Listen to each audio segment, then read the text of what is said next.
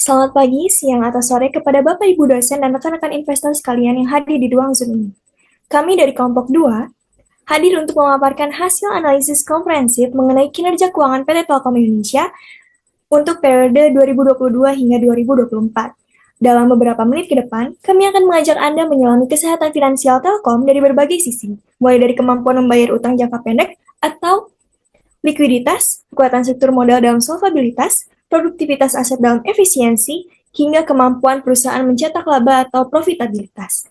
Tidak berhenti di situ, di bagian akhir nanti kami akan menyatukan semua analisis tersebut menjadi satu gambaran utuh dalam kinerja keseluruhan atau overall performance, dan menutupnya dengan kesimpulan akhir serta rekomendasi investasi yang objektif. Tanpa berlama-lama lagi, mari kita masuk ke pembahasan.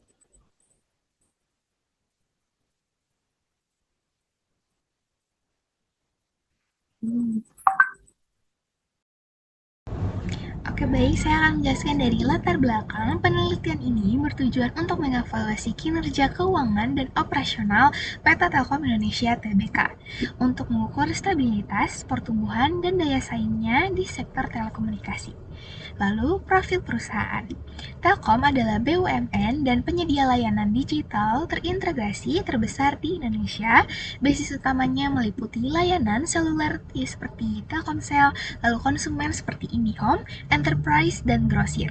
Perusahaan ini memiliki visi menjadi yang terkemuka di dunia dan merupakan pemimpin pasar broadband dan seluler.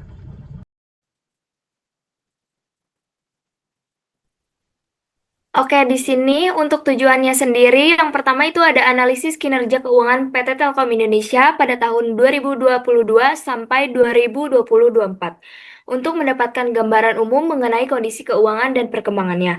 Yang kedua, menganalisis likuiditas, solvabilitas, dan profitabilitas melalui analisis rasio keuangan untuk memahami kemampuan perusahaan dalam memenuhi kewajiban, mempertahankan struktur modal, dan menghasilkan laba. Dan yang ketiga, formulasikan rekomendasi investasi berdasarkan temuan kinerja keuangan untuk mendukung pengambilan keputusan yang terinformasi.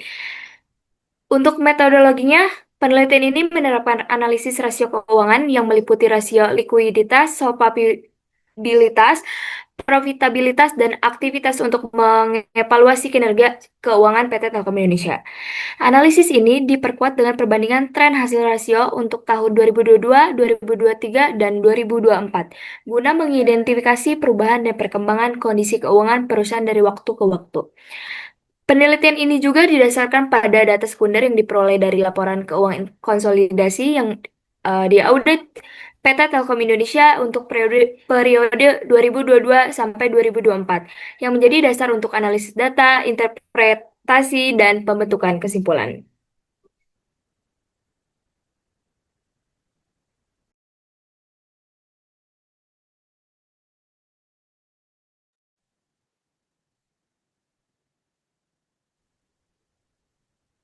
Berdasarkan rasio likuiditas tahun 2022 sampai 2024, posisi likuiditas dari Telkom sendiri dapat dikategorikan kurang sehat karena dari current ratio sendiri maupun acid test quick ratio konsisten berada di bawah angka 1 ideal. Current rasio Telkom berada pada kisaran 0,77 hingga 0,82.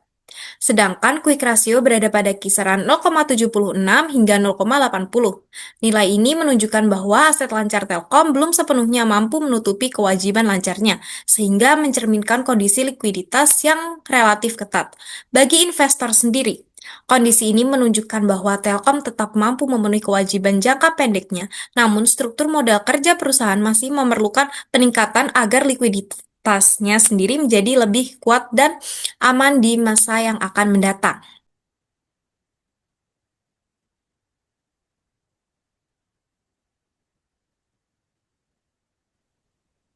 Rasio dari account receivable turnover menunjukkan tren penurunan selama 3 tahun, yaitu dari 17,18 pada 2022 menjadi 15,46 pada 2023 dan turun kembali menjadi 13,12 pada tahun 2024. Penurunan ini mengindikasikan bahwa kecepatan dari Telkom yang menagih dalam hal piutang semakin melambat. dan semakin banyak yang tertahan dalam bentuk piutang sehingga dapat melemahkan efektivitas arus kas yang optimal. Tren ini juga diperkuat oleh peningkatan average collection period atau ACP. Telkom membutuhkan waktu rata-rata 21,24 pada 2022. Kemudian meningkat menjadi 23,61 hari pada 2023 dan kembali naik menjadi 27,82 hari pada 2024 untuk menagih pembayaran dari pelanggan. Bagi investor sendiri, tren dari ACP sendiri ini meningkat menjadi sinyal penting bahwa arus kas operasional Telkom berpotensi bergerak lebih lambat. Namun demikian, kisaran ACP dari 21 sampai 28 hari masih tergolong wajar untuk industri telekomunikasi, sehingga mengingat sistem penagihan yang umumnya bersifat bulanan. Kemudian untuk bagian inventory turnover-nya sendiri tidak dapat dihitung karena PT Telkom adalah perusahaan jasa dan tidak melaporkan COGS secara terpisah. Melanjutkan pembahasan, sekarang mari kita lihat seberapa aman Telkom dari risiko kebangkrutan jangka panjang melalui analisis solvabilitas. Struktur modal Telkom terbukti sangat stabil dan aman. Jika kita melihat debt to asset ratio atau DAR, angkanya konsisten di kisaran 45%. Begitu juga dengan debt to equity ratio atau DER yang stabil di level 84%.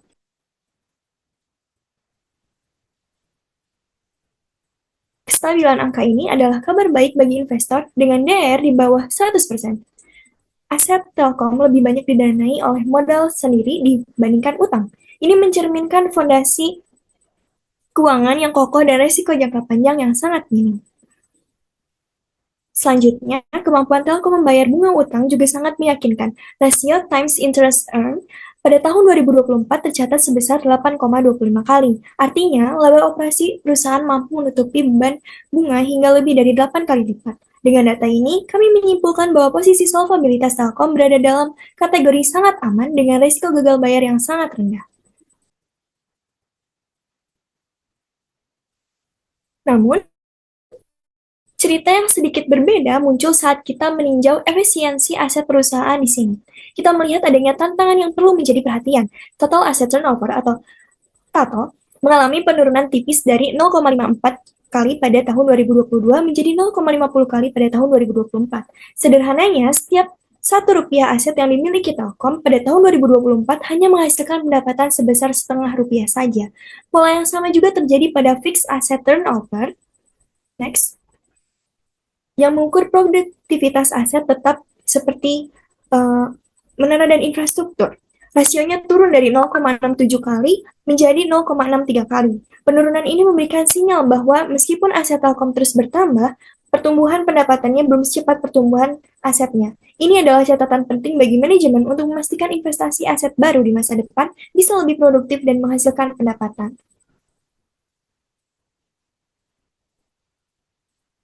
Ya, jadi pertama di sini ada rasio probabilitas di bagian gross profit margin atau GPM. Rasio ini tidak dapat dihitung karena Telkom adalah perusahaan jasa dan tidak melakukan COGS secara terpisah.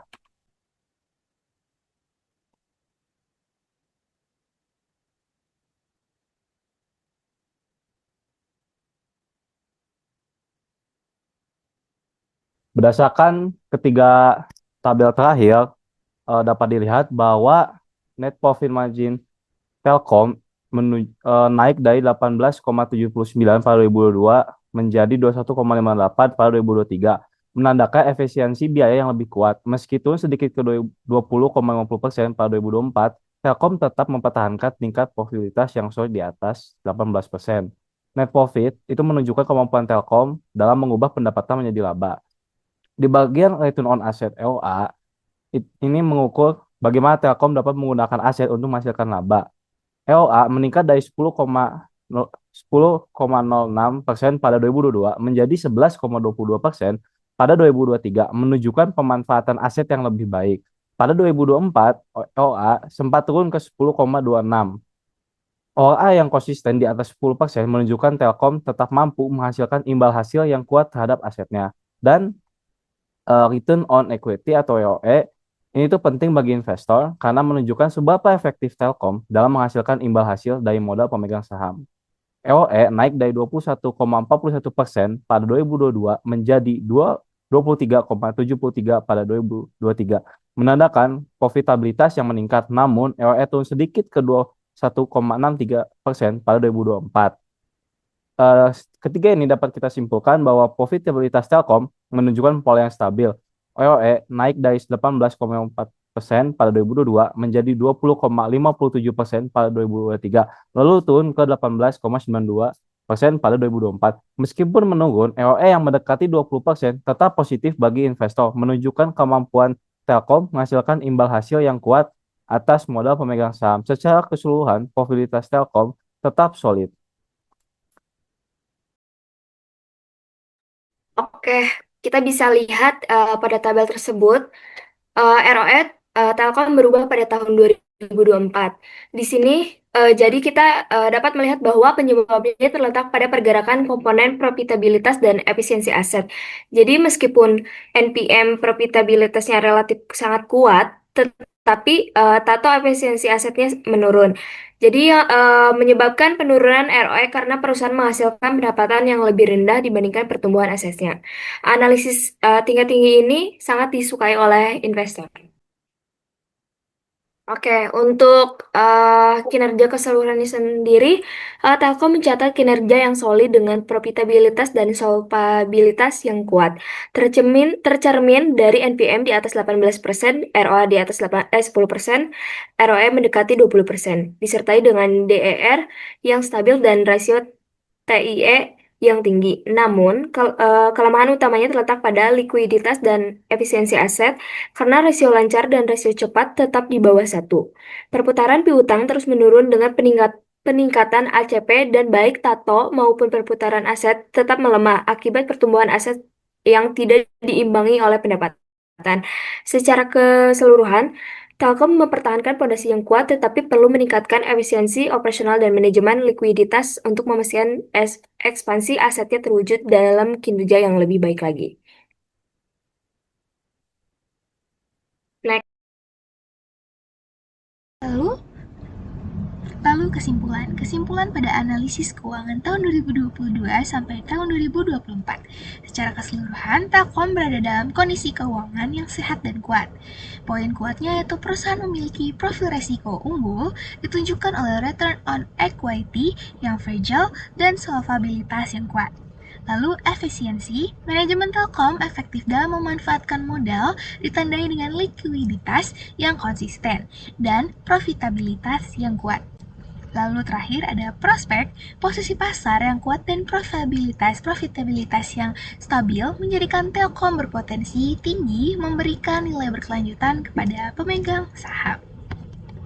Lanjut ada rekomendasi untuk manajemen. Diverifikasi pendapatan melalui layanan digital seperti iCloud, data center, B2B. Mempercepat penyelesaian proyek infrastruktur untuk mendukung transformasi digital. Lalu yang ketiga, mengoptimalkan pemasaran dan inovasi produk agar tetap kompetitif. Lalu yang terakhir ada rekomendasi untuk investor. Kinerja Telkom stabil dengan fundamental kuat didukung oleh pertumbuhan pendapatan dan laba tahun 2022 sampai 2024. Telkom menarik untuk investasi jangka. Baik, Bapak, Ibu, dan rekan-rekan sekalian, dari seluruh analisis yang telah kami sampaikan, kesimpulannya sangat jelas. PT Telkom Indonesia Terbuka adalah perusahaan dengan fundamental pertahanan yang sangat tangguh dan aman. Meskipun ada sedikit pekerjaan rumah dalam hal efisiensi aset, stabilitas struktur modal yang mereka miliki tetap menjadi Telkom sebagai entitas bisnis yang sangat solid dan menguntungkan. Kami berharap paparan ini memberikan wawasan yang jelas dan berharga bagi Anda semua dalam melihat potensi PT Telkom ke depan. Sekian presentasi dari kelompok 2, terima kasih atas perhatian Anda dan sampai jumpa di kesempatan berikutnya.